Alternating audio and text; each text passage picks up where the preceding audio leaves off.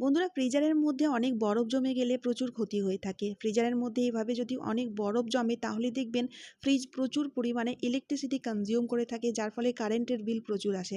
দ্বিতীয়ত হচ্ছে ফ্রিজারের মধ্যে যে কোনো পাত্র রাখলে সেটা তলা দিয়ে আটকে যায় আর সেটা ছাড়ানো খুব মুশকিল হয়ে যায়। তৃতীয়ত হচ্ছে এভাবে বরফ জমলে আমরা বারবার ডিপ ফ্রস্ট বাটনের ইউজ নিই, যার ফলে ফ্রিজ খুব তাড়াতাড়ি নষ্ট হয়ে যায়। তো সেক্ষেত্রে একটা ইউজফুল ট্রিক দেখুন, এখানে আমি নিয়েছি একটা পলিথিনের মুখের অংশটা আর পেছনের অংশটা সাইডের অংশ দিয়ে কেটে এভাবে পলিথিনটাকে দেখুন আমি ফ্রিজারের মাপ অনুযায়ী আমি কেটে নিয়েছি। তারপর নিয়েছি সরষের তেল, দুপাশে আমি 1-2 ফোঁটা সরষের তেল এইভাবে দেখুন ভালোভাবে গ্রিস করে লাগিয়ে নিচ্ছি।